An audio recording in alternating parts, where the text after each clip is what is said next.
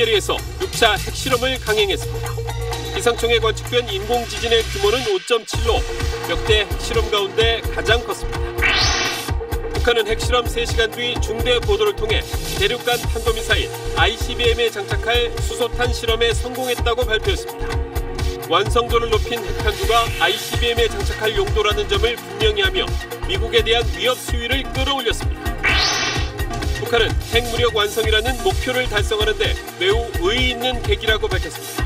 북한 주장처럼 ICBM에 장착하려면 핵탄두가 작고 가벼워야 하는데 북한의 기술력이 2단계에 이르렀는지 분석했습니다.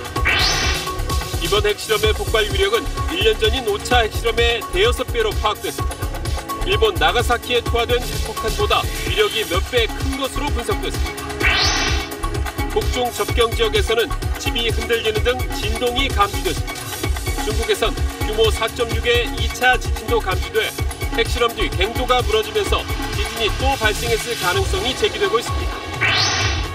오늘 핵실험은 북한 정권 수립일인 9월 9일을 엿새 앞두고 실시됐습니다. 내부 결속 효과를 높이면서 국제사회도 겨냥한 다목적 의도가 깔린 것으로 보입니다.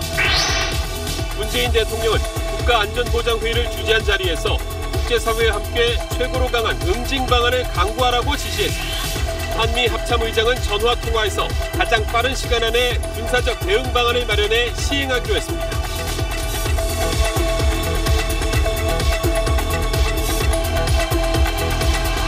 수소, 우주의 75%. 그 무한한 수소로 자동차를 달리게 하다. 현대자동차. 여러분 안녕하십니까? 초가을이 찾아온 9월의 첫 휴일에 북한이 6차 핵실험을 강행했습니다. 5차 핵실험을 한 지 꼭 1년 만입니다.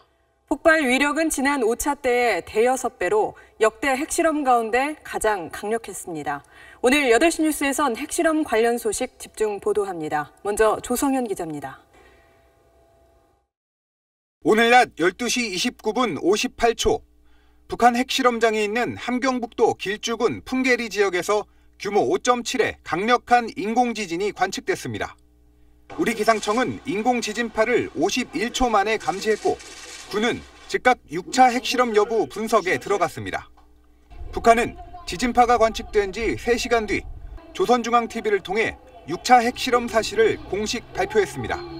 대륙간 탄도로켓 장착용 수소탄 시험에서 완전 성공! 북한은 이번 핵실험이 대륙간 탄도미사일에 장착할 수소폭탄 실험이었다고 밝혔습니다. 지난해 9월 9일 5차 핵실험 이후 1년 만이고 문재인 정부 출범 이후론 처음입니다. 김정은 체제에서만 4번째입니다. 폭발력은 지난 5차례 핵실험 때보다 훨씬 강해졌습니다. 기상청은 이번 핵실험 폭발 위력이 인공지진 규모 5.04를 기록했던 5차 핵실험의 대6배로 50킬로톤, TNT 5만 톤 정도의 폭발력을 보인 것으로 추산했습니다. 1945년 일본 히로시마, 나가사키에 투하된 원자폭탄보다 3배쯤 되는 위력입니다. 문재인 대통령은 북한 핵실험 직후 긴급 국가안전보장회의를 열어 국제사회와 함께 최고로 강한 응징 방안을 강구하라고 지시했습니다. SBS 조성현입니다. 북한은 중대 보도를 통해 이번 핵실험이 ICBM, 즉 대륙간 탄도미사일에 장착하는 수소탄 시험이라고 여러 차례 강조했습니다. ICBM에 강력한 핵을 실어서 미국 본토를 타격할 수 있다며 미국에 대한 압박을 최고조로 끌어올린 겁니다. 이어서 최우철 기자입니다. 북한의 공식 발표는 핵실험 3시간 뒤에 나왔습니다. 핵무기연구소 명의 성명에서 북한은 이번 핵실험을 대륙간 탄도로켓, 즉 ICBM 장착용 수소탄 시험이라고 규정했습니다. 이 같은 실험 제목을 5차례나 언급했습니다.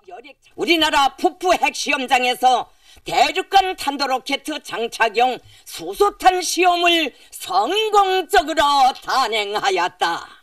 2006년부터 6차례 핵실험을 거쳐 완성도를 높인 핵탄두는 ICBM에 장착할 용도라는 점을 분명히 한 겁니다. 대륙간 탄도로켓 전투부에 장착할 수소탄 제작에 새로 연구 도입한 위력 조정 기술과 내부 구조 설계 방안에 북한이 우리 정부가 밝힌 넘지 말아야 할 선, 레드라인을 의식한 것 아니냐는 분석도 있습니다. 문재인 대통령은 지난달 ICBM을 완성하고 핵탄두를 탑재해 무기화하는 걸 레드라인으로 규정했습니다. 북한은 또 김정은이 45도 방향의 삐딱한 친필로 서명한 핵실험 승인 명령서도 공개했습니다. 서명 날짜는 오늘로 적혀 있는데 실험을 주도한 노동당 산하 군수공업부의 보고 날짜는 어제째여서 어제 이미 핵 도발 준비를 마친 걸로 보입니다. SBS 최우찬입니다. 북한은 또 오늘 실험을 통해 더 정교해진 핵탄두 기술을 확보했다고 주장했습니다. 타격 대상과 목적에 따라서 핵탄두의 위력을 얼마든지 조절할 수 있다고 선전했습니다. 정혜경 기자가 보도합니다. 북한은 이번 핵실험으로 핵 무장 기술이 완성 단계에 이르렀다고 주장했습니다. 국가 핵무력 완성의 완결 단계 목표를 달성하는 데서 매우 의의 있는 계기로 된다. 특히 핵탄두의 위력을 정밀하고 자유롭게 조정할 수 있다며 탄두 다양화 능력을 강조했습니다. 핵탄들이 고도로 정밀화되었을 뿐 아니라 핵탄의 위력을 타격 대상과 목적에 따라 임의로 조정할 수 있는 높은 수준의 조선중앙TV의 오늘 발표를 지난해 5차 때와 비교하면 북한의 의도가 더 확연히 드러납니다. 먼저 오늘은 6차 핵실험의 기술적 의미를 4분 동안 자세히 설명했습니다. 지난해 5차 때 2분 20초보다 배 가까이 늘었습니다. 사용한 용어도 달라졌습니다. 5차 때는 핵탄두 표준화와 규격화로 표현했는데 이번엔 경량화, 정밀화 등의 단어로 기술 진전을 강조했습니다. 무기급 수소탄 시험이 성공적으로 진행됐다는 것을 여러 수치나 과정을 통해서 나열했다. 결국 북한은 대륙간 탄도미사일에 장착할 수 있을 만큼 탄두 경량화, 다양화 기술을 확보했다는 메시지를 미국 등 국제사회에 던진 것으로 풀이됩니다. SBS 정혜경입니다. 앞서 보신 대로 북한은 이번에 터뜨린 게 원자폭탄보다 수백 배 강력한 수소폭탄이라고 주장하고 있습니다. 북한 주장엔 근거가 있는 것인지 또 실제 수소탄은 위력이 어느 정도 되는 건지 안영인 기자가 정리했습니다. 지난 1961년 10월 구소련은 북극해 상공에서 수소폭탄인 차르분바를 실험했습니다. 히로시마 원자폭탄보다 3,800배 강한 위력을 보이며 주변을 초토화했습니다. 수소폭탄은 한 차례 핵분열로 폭발력을 내는 원자폭탄과 달리 순간적으로 핵분열과 핵융합을 여러 차례 반복시켜 엄청난 폭발 에너지를 뿜어냅니다. 1차로 기폭제인 원자폭탄을 폭발시키면 2차로 수소의 핵융합 반응이 일어나고 이어서 우라늄이 연쇄 핵분열을 일으키는 원리입니다. 원자폭탄보다는 수백 배 강력한 TNT 100킬로톤에서 수천 킬로톤의 폭발력을 일으킵니다. 하지만 이번 핵실험에선 TNT 100킬로톤에 미치지 못한 걸로 추정됩니다. 통상 수소폭탄이 200킬로톤급 이상이라고 하지만 조금 적어도 그 수소폭탄일 가능성이 있다고 보는 것이 맞다고 봅니다. 전문가들은 이번 실험에 쓰인 게 수소폭탄이라면 3단계 핵분열까지는 도달하지 못한 것으로 보고 있습니다. 북한도 2단계까지 성공한 점을 강조했습니다. 1차계와 2차계의 핵물질 이용률이 설계에 반영한 수준에 도달하였다는 것이 다시금 실증되었다. 소형화하기 어려운 원자폭탄과는 달리 수소폭탄은 가벼운 중량으로도 엄청난 파괴력을 낼 수 있다는 강점을 갖고 있습니다. SBS 안영인입니다. 자, 수소탄인지 아닌지 궁금증을 조금 더 자세히 풀어보죠. 북한이 1, 2차 핵실험 때 사용한 원료는 플루토늄이었습니다. 3차 때는 고농축 우라늄을 사용했고 4차와 5차 때는 플루토늄 또는 우라늄과 중수소를 이용한 증폭 핵분열탄이었습니다. 이번에 수소탄 실험에 성공했다면 한 단계 더 나아간 건데 폭발력은 통상적인 수소탄의 절반 수준에 그쳤습니다. 왜 그런 건지 김태훈 국방전문기자가 분석해봤습니다. 오늘 북한의 핵실험은 풍계리에서 직선거리로 440km 떨어진 서울에서도 감지됐습니다.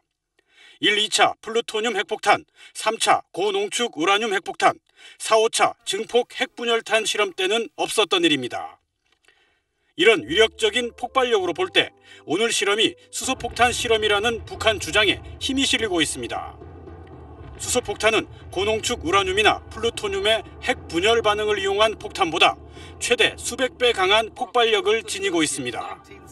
그래서 수소폭탄은 폭발력의 단위를 통상 킬로톤의 1000배인 메가톤으로 사용합니다. 미국을 직접 겨냥하는 수소탄을 가질 수 있는 단계에 이르렀다는 것을 선언하는 의미가 있기 때문에 매우 심각한 그런 도발이라고도 볼 수 있겠습니다. 오늘 북한 핵실험에서 나타난 50킬로톤의 위력은 증폭 핵분열탄과 수소폭탄의 경계선에 있는 수치로 군은 보고 있습니다. 군은 북한이 실험에 실패했을 가능성과 폭발력을 조절했을 가능성을 모두 열어두고 정밀 분석을 벌이고 있습니다. SBS 김태훈입니다. 북한이 ICBM급인 화성 14형 미사일에 핵탄두를 장착하려면 탄두가 작고 가벼워야 합니다. 최대 1톤까지 탑재가 가능한데 현재 미국은 110kg, 중국은 500kg 정도의 핵탄두를 갖고 있습니다. 파괴력이 월등한 수소탄은 일반 핵탄두보다 더 무거울 수밖에 없는데 북한이 과연 가볍게 만드는 경량화 기술을 가졌는지 김수영 기자가 따져봤습니다. 북한의 핵실험에 앞서 대륙간 탄도미사일 탄두로 장착할 수소폭탄을 개발했다며 공개한 사진입니다. 김정은 뒤쪽으로 보이는 핵탄두 모형 사진에 화성 14라고 쓰여 있습니다. 화성 14형은 지난 7월 2차례 시험 발사한 ICBM급 미사일입니다. 북한은 오늘 실험한 수소탄을 화성 14형에 탑재할 수 있다고 주장하려는 걸로 보입니다. 탄도미사일에 핵탄두를 장착하려면 경량화가 필수적입니다. 북한의 주장대로라면 수소탄 실험은 지난해 4차 핵실험 때가 처음인데 경량화까지 시간이 충분했을지 의문입니다. 수소탄은 폭발 원리와 구조상 탄두를 가볍고 얇게 만들기가 원자탄보다 훨씬 어렵습니다. 핵융합이 마지막에 일어나고 3단계라면 핵분열이 거대하게 한 번 더 일어나고 이런 과정을 거치게 되는 것이고 기술적으로는 수소폭탄이 훨씬 제조하기도 그리고 실제 성공하기도 힘든 건데 다만 미국과 옛소련 등이 첫 핵실험 이후 6, 7년 만에 핵탄두 소형화에 성공했기 때문에 핵실험 11년째에 접어든 북한이 소형화에 성과를 냈을 가능성도 있습니다. SBS 김수영입니다. 지난 2006년 북한의 1차 핵실험 때 폭발력은 TNT 1킬로톤 규모였습니다. 1킬로톤은 TNT 폭약 1000톤의 폭발력이죠. 지난해 5차 핵실험 때는 10킬로톤까지 증가했고 오늘 규모 5.7, TNT 50에서 70킬로톤 규모의 위력입니다. 일본 나가사키에 투하된 양의 3배 규모죠. 폭발력을 계속해서 늘려간 과정을 이종훈 기자가 정리했습니다. 북한의 첫 핵실험은 11년 전인 2006년 10월 함경북도 길쭉은 풍계리 핵실험장에서 감행됐습니다. 규모는 3.9, 폭발 위력은 1킬로톤 정도였습니다. 우리 과학연구 부문에서는 주체 95 2006년 10월 9일 지하 핵시험을 안전하게 성공적으로 진행하였다. 2009년 5월 두 번째 핵실험에 이어 4년 뒤인 2013년 2월 3차 핵실험이 이뤄졌습니다. 폭발 위력은 최대 7킬로톤으로 1차 때보다 7배 정도 증가했습니다. 지난해엔 북한이 첫 수소탄 실험이라고 했던 4차, 미사일 장착 핵탄두 성능 시험이라고 했던 5차, 이렇게 두 차례 도발이 이어졌습니다. 그리고 1년이 지난 오늘 최대 규모의 6차 핵실험까지 폭발력은 점점 증가하고 있습니다. 1차 핵실험 때 1킬로톤이었던 폭발 위력은 지난해 5차 때 10킬로톤에 달했고 오늘 감지된 규모 5.7의 6차 핵실험 위력은 5차 때의 5배에 달하는 것으로 추정됩니다. 통상 3, 4년 간격이던 핵실험이 20개월 새 3차례로 잦아지면서 폭발 위력도 갈수록 커지고 있습니다. SBS 이종훈입니다. 그런데 중국은 핵실험 뒤에 규모 4.6의 2차 지진이 발생했다고 밝혔습니다. 우리 기상청은 전혀 감지하지 못했는데 갱도가 무너지면서 지진이 또 났을 가능성이 제기됐습니다. 정구희 기자가 보도합니다. 핵실험이 실행되고 8분 뒤쯤 중국은 또 한 번 지진이 감지됐다고 발표했습니다. 규모는 4.6, 2차 핵실험 때와 비슷한 규모인데 우리 기상청 어느 지진계에도 진동이 감지되지 않았습니다. 중국은 이 지진이 함몰에 의한 것이라고 밝혔습니다. 함몰 지진은 갱도나 광산이 무너지거나 땅이 꺼지면서 발생하는 지진인데 에너지가 멀리까지 전달되지 않는 특징이 있습니다.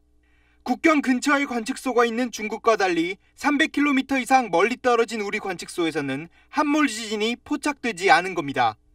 다른 나라에선 다 발표하지 않았습니다. 그 이유는 함몰 지진인 경우에는 굉장히 가까운 위치의 지진계에서만 파악이 될 수 있습니다. 핵실험 지진 규모 분석에도 차이가 있었습니다. 우리는 인공지진 규모를 5.7로 잡았는데 중국과 미국은 모두 6.3이라고 발표했습니다. 지난 5차 핵실험 때도 나라별로 규모 분석에 차이를 보였습니다.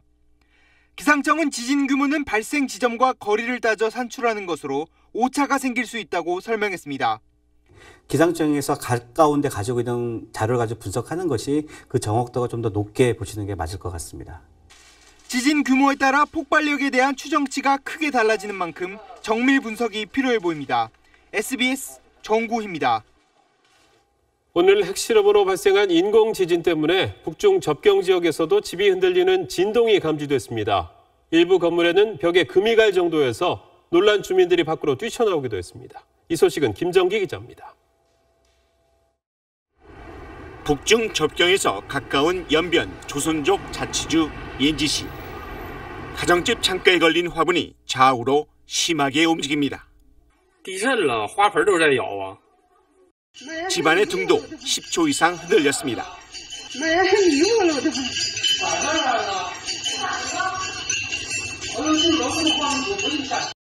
이불과 옷가지를 급히 챙겨 뛰어나온 사람에 수액 주사를 맞다가 밖으로 피신한 환자도 있습니다.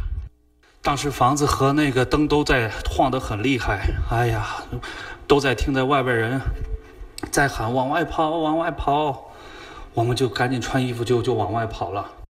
일부 건물에는 금이 갔다는 증언도 나왔습니다.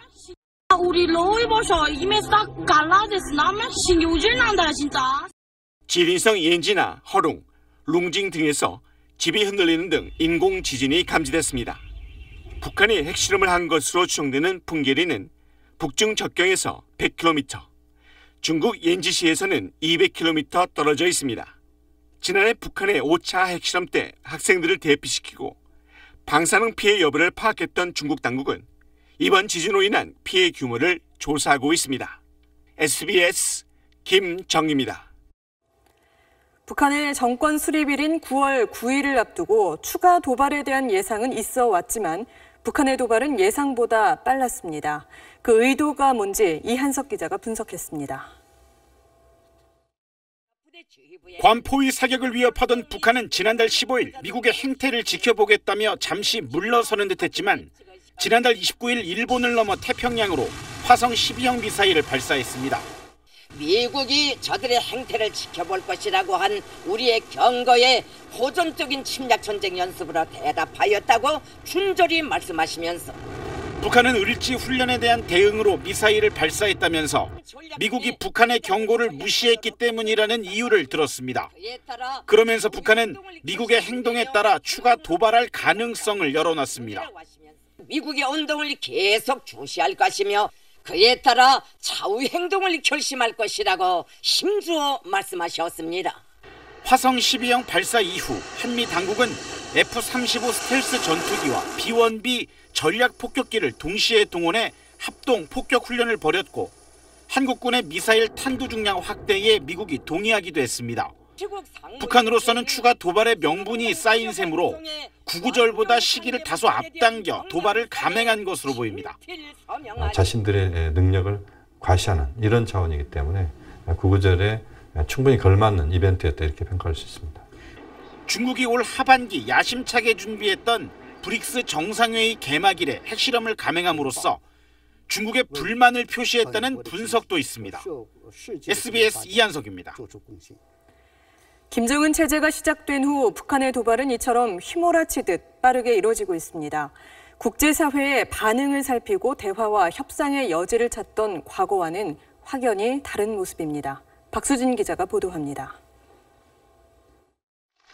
북한의 도발은 김정은이 집권한 2011년 12월 이후 시기와 빈도를 예측하기 어려워졌습니다.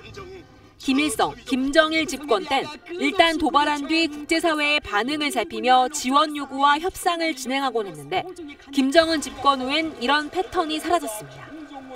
그러면서 핵과 탄도미사일 도발 시간표는 고삐 풀린 듯 빨라지고 있습니다. 실제로 북한이 실시한 6번의 핵실험 중 4번이 김정은 집권 후에 이뤄졌고 그 주기는 점점 짧아지고 있습니다. 탄도미사일 발사 횟수도 기하급수적으로 늘었습니다. 김정일 집권 시 16번에 그쳤던 탄도미사일 발사는 김정은 집권 6년 새 59발에 달합니다. 김정은이 지난 1월 신년사에서 ICBM 발사 마감 단계라고 언급한 후 올 들어 13차례나 미사일 도발을 감행했고 문재인 정부 출범 이후 넉 달 동안에만 7차례에 걸쳐 9발의 탄도미사일을 썼습니다. 미국을 비롯한 국제사회가 제재 수위를 높이는 것에 아랑곳하지 않고 계속 판을 키우려는 의도가 읽힙니다. 협상을 위한 어떤 시간을 갖지 않고 핵미사일 고도화에 빠른 속도로 매진하겠다 하는 그런 관점에서 제재와 압박이 아무리 강화된다 하더라도 나는 제 갈 길을 간다. 김정은의 벼랑 끝 대결 의도는 결국 미국의 대북 정책 전환과 함께 핵보유국 지위 인정을 노리고 있습니다. SBS 박수진입니다. 북한은 오늘 아침 수소탄 핵탄두의 모습부터 먼저 공개하고 반나절 만에 핵실험을 강행했습니다. 사실상 사전 예고를 한 셈인데 그 이유를 이세영 기자가 보도합니다. 북한은 오늘 아침 김정은이 핵무기 연구소를 찾아 수소탄 핵탄두를 관찰하는 장면을 대대적으로 보도했습니다. 김정은이 활짝 웃으며 수소탄을 손으로 만지고 있고 김정은 뒤로는 핵탄두의 내부 설계 도면까지 보입니다. 최고령도 자동직께서는 새로 제작한 대륙간 탄도로켓 전투부에 장착할 수소탄을 보아주셨습니다. 북한은 타격 대상에 따라 수백 킬로톤급까지 위력을 조정할 수 있고 수소탄의 모든 구성 요소들이 국산화됐다고 밝혔습니다. 모든 공정들이 주체화됨으로써 우리는 앞으로 강위력한 핵무기들을 마음먹은 대로 꽝꽝 생산할 수 있게 됐다고 말씀하셨습니다. 핵실험을 사실상 사전에 예고한 셈인데 공개 직후 반나절 만에 핵실험을 강행했습니다. 북한은 지난 4차, 5차 핵실험 때는 사전 예고나 징후 없이 기습적으로 실험을 단행했습니다. 사실상 사전 예고까지 한 이번 도발은 핵실험에 대한 자신감이 그만큼 컸음을 보여주고 있습니다. ICBM급 탄도미사일과 여기에 장착할 수소탄 핵실험 도발을 통해 미국을 강하게 압박하겠다는 의도가 깔려 있습니다. 북한이 이번 실험을 핵무력 완성의 완결 단계가 아닌 목표를 달성하는 계기라고 평가한 것도 또 다른 추가 실험의 예고라는 분석입니다. SBS 이세영입니다. 북한이 오늘 핵실험 전에 공개한 수소탄두는 그동안 공개했던 탄두와는 전혀 다른 모양입니다. 볼록한 호리병 형태인데 위력은 일반 수소탄 기준에 못 미쳤지만 기술적으로는 근접했다는 분석이 나오고 있습니다. 김웅수 기자입니다. 북한이 오늘 사진에서 공개한 탄두는 양쪽 끝부분이 볼록한 호리병 모양입니다. 지난해 공개했던 구형의 핵탄두와는 전혀 다른 모습입니다. 앞부분에는 기폭장치인 원자탄이, 뒷부분에는 원자탄 폭발 에너지로 핵 융합을 일으키는 장치가 들어가는 전형적인 수소폭탄의 모습입니다. 과거 구소련이 사용했던 수소탄 탄두 모양과 유사합니다. 전문가들은 모형이 아닌 고도의 정밀도를 갖춘 실제 수소탄 탄두일 가능성이 크다고 분석합니다. 모형 자체는 수소탄이 갖춰야 될 DNA를 그대로 갖고 있어요. 그 원추 모양, 머리가 있죠. 그리고 몸통이 있단 말이에요. 이거는 분명하게 수소탄입니다. 정보당국은 오늘 핵실험의 위력이 최대 수천 킬로톤인 일반적인 수소탄엔 못 미치지만 기술적으로 근접했다는 데는 이견이 없습니다. 북한이 핵 개발을 수소탄으로 진화시키는 건 더 작은 탄두로 수백 배 더 강력한 폭발력을 낼 수 있기 때문입니다. 특히 군사용 레이더 등 전자장비를 무력화시키는 EMP, 즉 전자기파 방출량도 일반 원자탄보다 훨씬 강력합니다.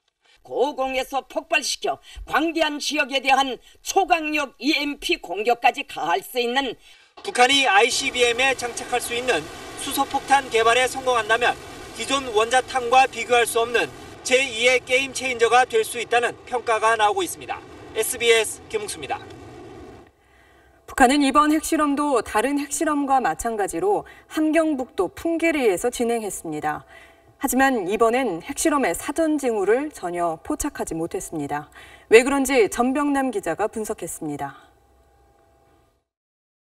북한은 2006년 1차 핵실험 땐 풍계리 동쪽 갱도를 이용했고 2차와 3차 실험에선 서쪽갱도, 지난해 4차와 5차 핵실험은 서쪽갱도 인근에서 진행했습니다.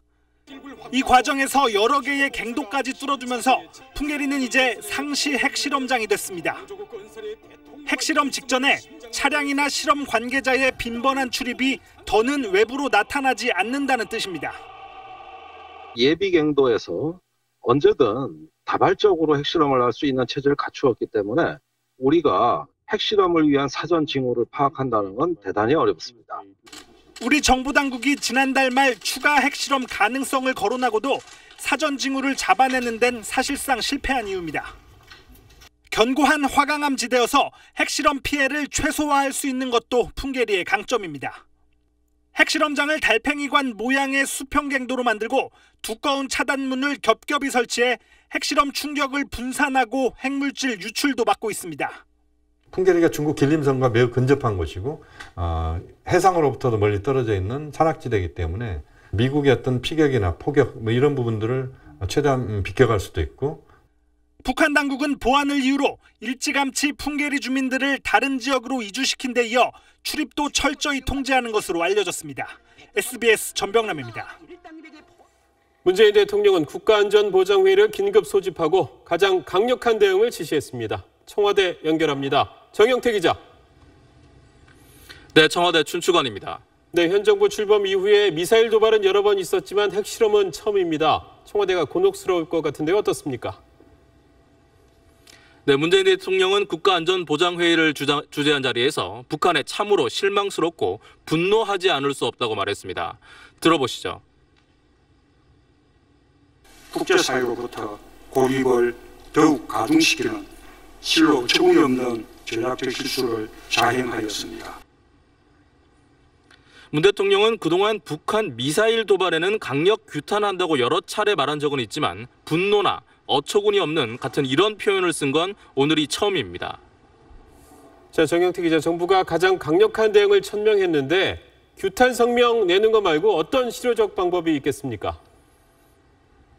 네, 외교적, 군사적 대응 모두 최고 수준에서 실행 준비에 들어갔습니다. 정의용 국가안보실장의 말을 한번 들어보시겠습니다. 북한을 완전히 고립시키기 위한 유엔 안보리 제재 결의 추진 등 모든 외교적 방법을 강구해 나가기로 하였습니다. 안보리 차원에서는 대북 원유 공급 중단 조치 추진이 예상됩니다. 또 한미 안보 담당자들이 오늘 잇따라 긴급 전화 통화를 했고 한미 정상 간 통화도 예정돼 있는 만큼 군사적 대응 조치가 차례로 시행될 것으로 보입니다. 전략 폭격기는 물론 핵 추진 잠수함과 항공모함 등 미군의 전략 무기가 한반도에 대거 출동할 것으로 예상됩니다. 이런 움직임에 대한 북한의 추가 도발도 있을 수 있는 만큼 정부는 강대강 대치 국면에 따른 군사 대비 태세를 강조하고 있습니다. 지금까지 청와대에서 전해드렸습니다. 이번엔 넘지 말아야 할 선, 레드라인 문제 짚어보겠습니다. 오늘 6차 핵실험은 레드라인을 넘은 걸까요? 만약에 그렇다면 더 이상 인내할 수 없다는 뜻이 되고 대북 정책 기조의 변화가 불가피하겠죠. 청와대 기류가 어떤지 남승모 기자가 취재했습니다. 문재인 대통령은 후보 시절이던 지난 4월 북한의 6차 핵실험은 돌이킬 수 없는 상황을 초래할 것이라고 경고했습니다. 그걸 끝내 6차 핵실험을 감행한다면 그것은 북한이 돌아올 수 없는 다리를 건너는 것이 될 것이다. 야당에선 즉각 이번 6차 핵실험 강행으로 북한이 레드라인을 넘은 것 아니냐는 평가가 나왔습니다. 청와대는 아직 문 대통령이 제시한 핵무기 완성 단계까지는 이르지 못한 걸로 보인다며 신중한 입장입니다. 탄도미사일을 완성하고 거기에 핵탄두를 탑재해서 무기화하게 되는 것을 레드라인이라고 생각합니다. 청와대 고위 관계자는 북한도 완성 단계 진입을 위해 실험했다고 하는 걸 보면 여전히 가야 할 길이 남아있는 것이라고 말했습니다. 아직 개발 단계라는 겁니다. 이 관계자는 또 대북 정책은 긴 호흡으로 봐야 한다면서 전략적 목표와 전술 단계 국면에서의 대응은 다르다고 강조했습니다. 북한의 도발로 시간이 더 걸리겠지만 대화와 압박을 통한 평화적 해결 방침엔 변함이 없다는 얘기입니다. 문 대통령은 오늘도 대화의 문은 열려 있다고 거듭 확인했습니다. 북한은 하루속히 핵미사일 개발 계획을 중단할 것임을 선언하고 대화의 길로 나와야 할 것입니다. 다만 상황이 더욱 엄중해진 만큼 다음 달 추석을 계기로 한 이산가족 상봉 같은 대화 제의는 당분간 어려울 것으로 보입니다. SBS 남승모입니다. 네, 이 자리에 안정식 북한 전문 기자 나와 있습니다. 자, 안 기자, 네. 오늘 낮에 뉴스 특보도 함께 진행했습니다만 오늘 핵실험 크게 어떤 의미라고 봐야 되겠습니까? 그러니까 이제 원자탄보다 훨씬 위력이 큰 수소탄을 만들었고 네. 이거를 ICBM에 장착할 수 있게 됐다. 즉 미국이 북한의 수소탄 공격을 받을 수 있게 됐다 이런 의미거든요. 미국이 이제 아침 시간이 돼 가는데 상당한 충격파로 다가갈 수도 있어 보입니다. 이제 지금 말씀하신 게 북한 주장 아니겠습니까? 실제로 ICBM에 이 수소탄 장착이 가능해졌다 이렇게 봐도 되는 겁니까? 아직 100% 완성 단계는 아닌 것 같습니다. 네. 지금 앞서 보도에서도 나왔지만 오늘 북한이 쓴 발표 내용을 보면 국가 핵무력 완성에 있어서 의의 있는 계기다. 예. 계기라는 표현을 썼거든요. 이걸로 봐서는 아직 완성 단계까지 가지는 않았다는 건데 일단은 ICBM의 재진입을 넘어야 되는 그게 있고요. 재진입 부분을 완성하더라도 일단 ICBM을 대량 생산해서 실전 배치하는 데까지 가는데 좀 시간이 걸린다 이렇게 봐야 될 것 같습니다. 자, 그렇다면 북한의 다음 수순 어떤 것으로 예상해 볼 수 있겠습니까? 지금 이제 남아있는 관문이 결국 ICBM의 마지막 단계, 즉 재진입과 유도 이런 단계거든요. 네. 그렇기 때문에 ICBM 시험을 계속할 걸로 보이는데 이미 이 ICBM급 미사일로 고각 발사를 했던 화성 14형 미사일을 실거리로 태평양상으로 실거리 발사를 한다든가 아니면 이미 태평양상으로 발사한 적이 있었던 화성 12형 미사일을 괌 주변으로 붙여서 발사한다든가 이런 방법들이 있을 것 같습니다. 자, 오늘 또 한 가지 특이했던 게 핵실험을 결정하는 데 있어서 정치국 상무위원회 회의를 했는데 이건 또 어떤 의미를 가졌다고 봐야 될까요? 제가 이 북한 공부를 하면서 정치국 상무위원회라는 걸 공부를 했는데 네. 그 회의를 오늘 눈으로 처음 봤습니다. 사진이지만 처음 공개됐다. 보시죠. 네. 정치국 상무위원회에서는 수소탄 시험을 진행할 때 대하여가 채택됐으며 네, 이 북한의 최고 의사결정기구가 정치국 상무위원회긴 합니다만 앞서 보신 그 지금 화면 중에서 김정은 말고 뭐 김영남이나 최룡해, 황병서 나머지는 다 허수아비다. 이거는 다 아는 사실 아니겠습니까? 예. 그럼에도 불구하고 이런 기구를 활용해서 핵실험을 결정했다. 이렇게 얘기를 하는 건 이번 핵실험이 김정은 개인의 결정이 아니고 북한이라는 국가 차원의 결정이다. 이거를 강조하려는 걸로 보입니다. 그러니까 핵실험에 무모한 핵 질주에 대내적인 명분을 쌓아가고 있다. 이렇게 볼 수가 있겠습니다. 자, 그런데 안 기자, 이제 앞으로 미국도 강하게 반발할 테고 한반도 위기는 높아져만 갈 텐데 도대체 우리는 어떻게 해야 되는 걸까요? 지금 단계는 사실 우리가 국면을 주도하기는 좀 어려운 상황으로 가고 있습니다. 물론 이제 한반도 평화체제 이런 걸 근본적으로 하는 거 중요하겠습니다만 네. 당장에 시급한 과제는 지금 점증하는 위기가 폭발하지 않게 하는 한반도 위기관리라는 이 부분이 가장 중요한 쪽 과제가 되어야 될 것 같습니다. 네, 안 기자 잘 들었습니다. 자, 이어서 오늘 핵실험에 대한 주요국 반응 살펴보도록 하겠습니다. 미국, 중국, 일본 특파원을 차례로 연결해 보도록 하겠습니다. 먼저 워싱턴 가봅니다. 손성민 특파원. 네, 워싱턴입니다. 네, 미국도 이제 날이 밝았을 텐데 미국 정부의 공식 입장이 나왔습니까? 네, 지금 워싱턴은 일요일 오전 7시 반입니다. 밤새 기다렸는데 조금 전에 트럼프 대통령이 트윗을 올렸습니다. 북한은 아주 주요한 핵실험을 했다. 그들의 말과 행동은 계속적으로 적대적이고 미국에 아주 위험하다. 이런 반응을 올렸습니다. 트럼프 대통령이 하루의 트윗을 시작하는 시간이 한국 시간으로 이맘때여서 트윗을 주시하고 있었는데 바로 방금 전에 이런 내용을 올렸습니다. 그리고 미국 정부가 이미 북한의 행동을 심각하게 보고 있다는 점은 감지됐습니다.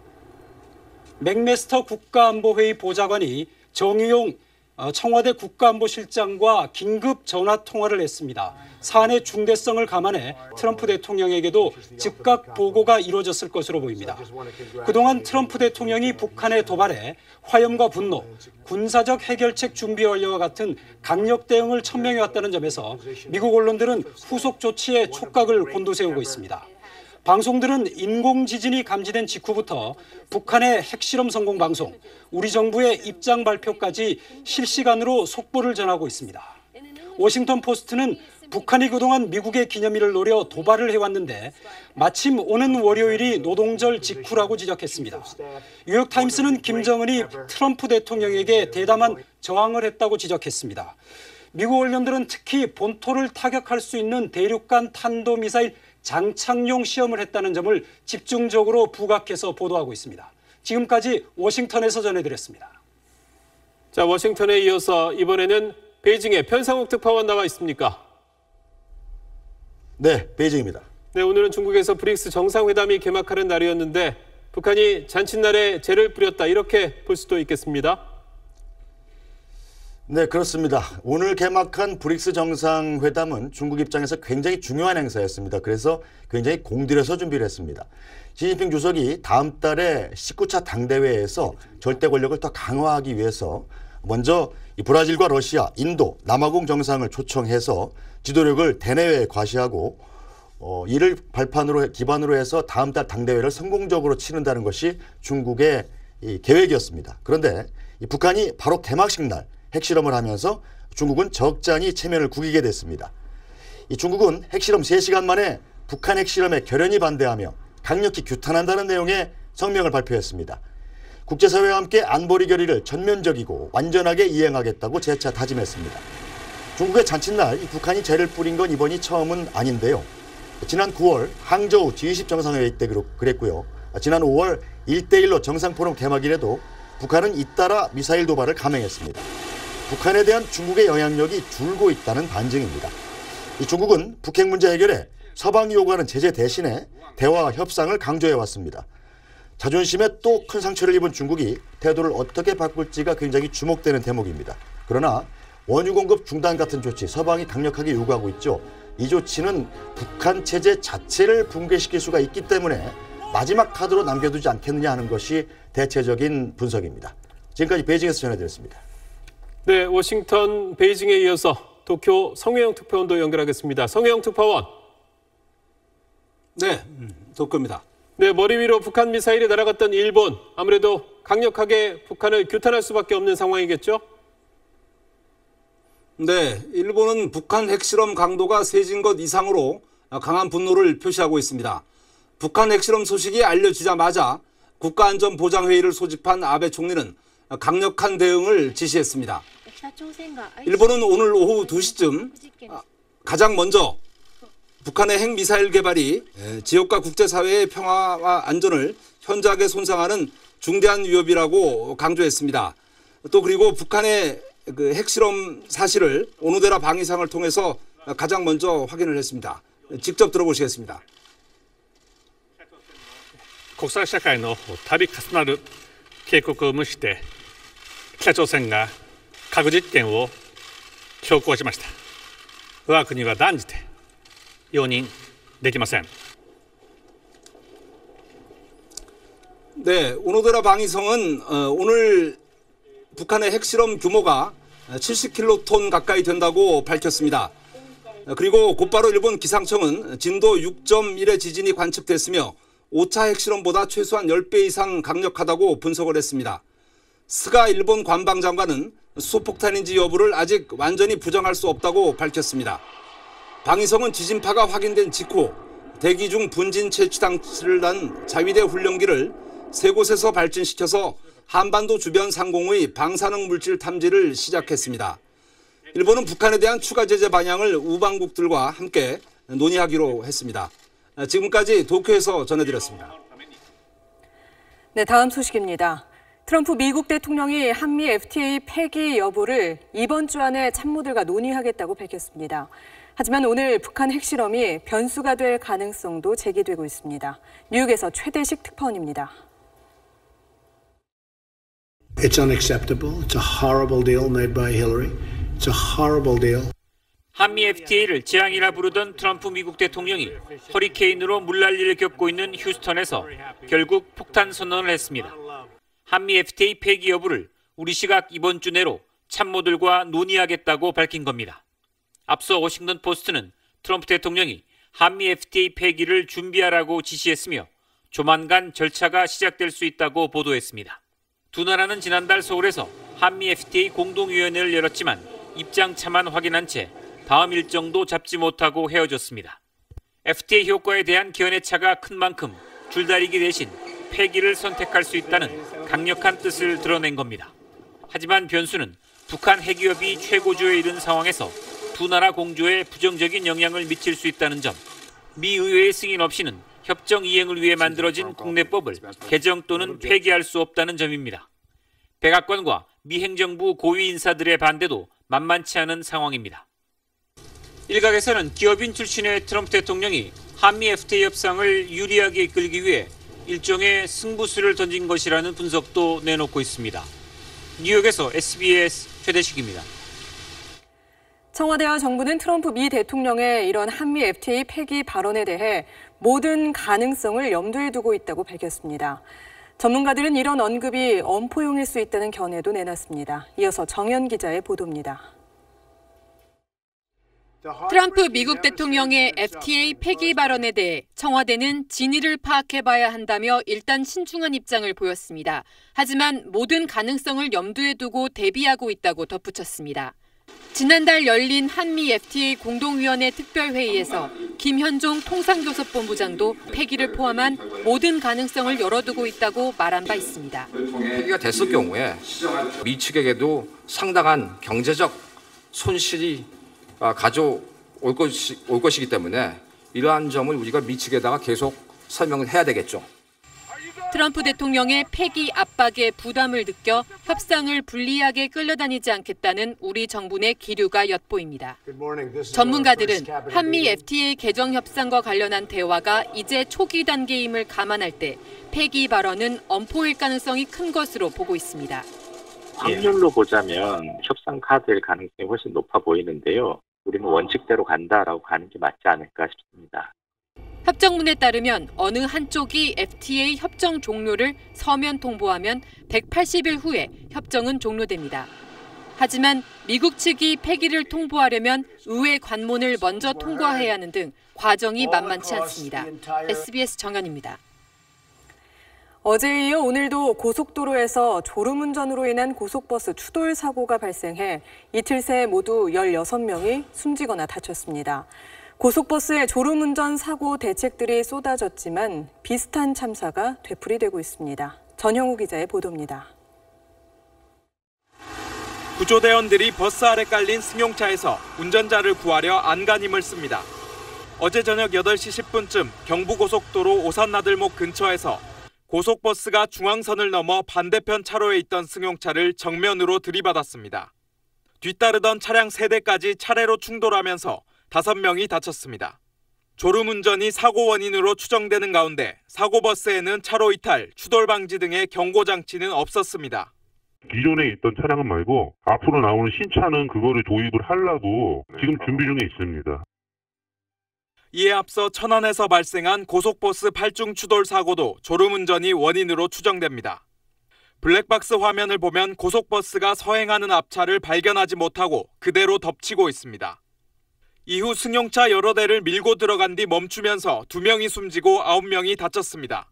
차선을 바꾸고 나서 바로 이제 버스가 밀고 들어온 거예요. 1초 차이로 진짜 사는 거죠. 버스 기사는 사고 순간 기억이 없다고 진술했는데 경찰은 졸음운전으로 보고 있습니다. 2달 전 18명의 사상자를 낸 졸음운전 버스 사고 뒤 자동제동 장치나 버스 기사 처우 개선 등 대책들이 쏟아졌습니다. 하지만 예산 문제를 이유로 정책 적용이 미뤄지는 사이 비슷한 참사가 이어지고 있습니다. SBS 전용우입니다. 전국 언론노조 KBS 본부와 MBC 본부가 경영진의 퇴진을 요구하며 내일 0시부터 총파업에 들어갑니다. KBS와 MBC의 파업 노조원은 전국적으로 각각 2,500여 명과 1,800여 명에 달해 뉴스를 포함한 주요 프로그램의 방송 차질이 불가피할 것으로 보입니다.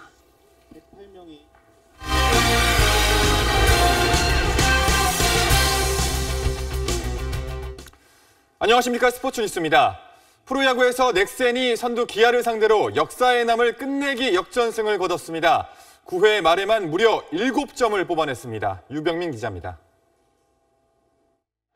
넥센은 기아 선발 헥터에게 꽁꽁 묶여 8회까지 6대1로 끌려갔습니다.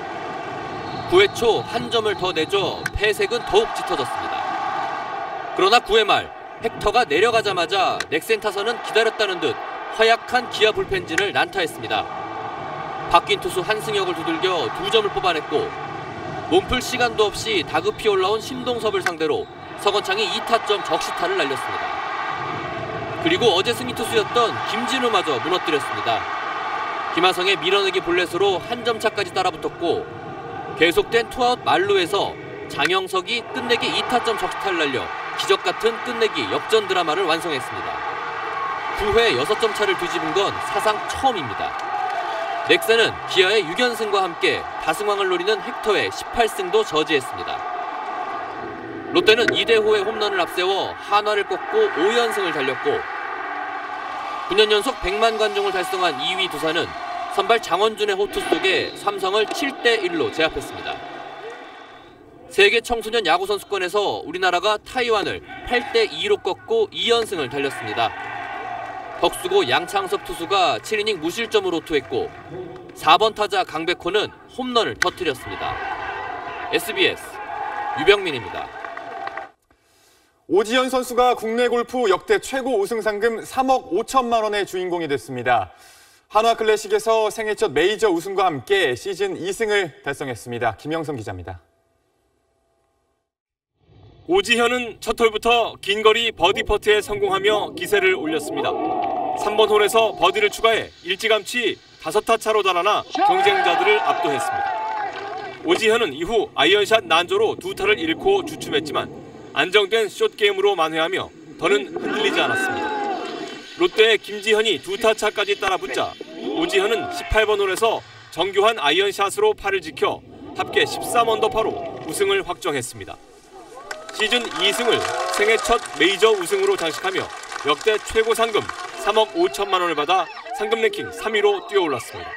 첫 메이저로 승격된 대회에서 제가 이제 처음으로 우승한 시합이어서 제 인생에 있어서 좀 되게 큰 대회일 것 같아요.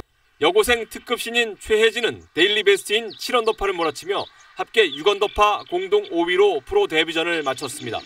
첫 상금은 4,090만 원입니다. 브리티시 여자 오픈 챔피언 김인경도 마지막 날 멋진 샷이글을 선보이며 공동 5위에 올랐습니다. SBS 김영성입니다.